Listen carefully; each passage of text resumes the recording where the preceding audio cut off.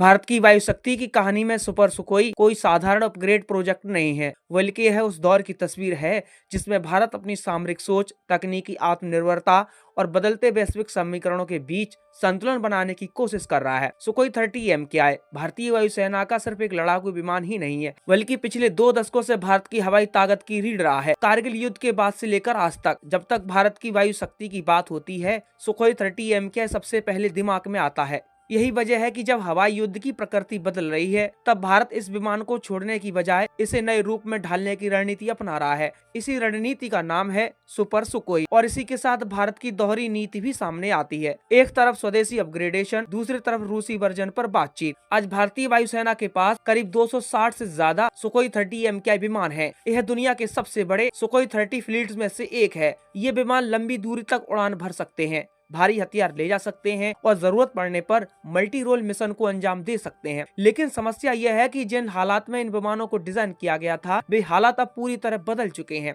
आज हवाई युद्ध सिर्फ 2 विमानों की टक्कर ही नहीं रह गया है। अब लड़ाई सेंसर, डाटा, नेटवर्क और मिसाइलों की है। जो पहले दुश्मन को देखेगा, जो पहले लॉक करेगा और जो पहले लंबी दूरी से मार करेगा, वही जीतता है। चीन की PLA एयरफोर्स और पाकिस्तान की वायुसेना जिस दिशा में आगे बढ़ रही है, उसे देखते हुए भारत के लिए भी यह जरूरी हो गया था कि सुखोई 30M को नई पीढ़ी के युद्ध के लिए तैयार किया जाए। यहीं से सुपर सुखोई की अवधारणा जन्म लेती है। शुरुआत में यह सिर्फ एक अपग्रेड प्लान था, लेकिन धीरे धीरे यह व्यापक रणनीतिक कार्यक्रम बन गया। भारत ने साफ तौर पर समझ लिया है कि अगर उसे भविष्य में अपनी वायु शक्ति को बनाए रखना है, तो वह सिर्फ नए विमान खरीदकर यह लक्ष्य हासिल नहीं कर सकता। राफेल जैसे विमान जरूर ताकत बढ़ाते हैं, लेकिन उनकी संख्या सीमित है। एमका और तेजस MK2 जैसे स्वदेशी प्रोजेक्ट अभी विकास के दौर में हैं और इन्हें पूरी तरह ऑपरेशनल होने में समय लगेगा। ऐसे में सुखोई 30M ही वह प्लेटफॉर्म है जिसे अपग्रेड करके भारत अगले 15 से 20 साल तक अपने हवाई हितों की रक्षा कर सकता है। भारत की पहली रणनीति है HAL के नेतृत्व में सुखोई 30M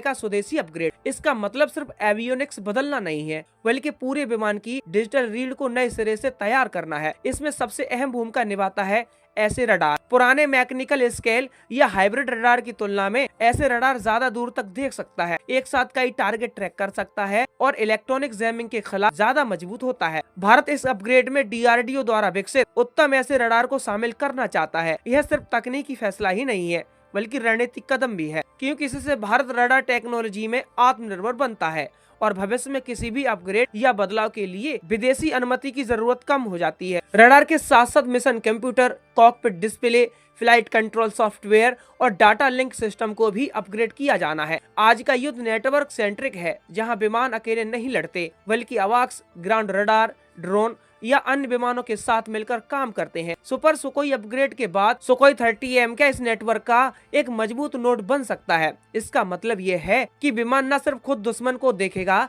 बल्कि दूसरों से मिली जानकारी के आधार पर भी हमला कर सकेगा। स्वदेशी अपग्रेड का एक और बड़ा फायदा है भारतीय हथियारों का पूर्ण एकीकरण। अब तक सुखोई 30M पर कई हथियारों के लिए रूस या अन्य देशों की अनुमति और तकनीकी सहयोग की जरूरत पड़ रही है, लेकिन सुपर सुखोई अपग्रेड के बाद Astra air to air missile, Rudram anti radiation missile, smart bomb और भविष्य में ब्रह्मोस NG जैसे हथियारों के बिना बाहरी निर्भरता के इंटीग्रेट किया जा सकेगा। इससे भारत को रणनीतिक आजादी मिलती है और युद्ध के समय किसी तरह की तकनीकी रोक टोक का खतरा कम हो जाता है। लेकिन भारत की कहानी यहीं खत्म नहीं होती है। दूसरी तरफ रूस भी सुपर सुखोई के अपने वर्जन पर काम कर रहा है।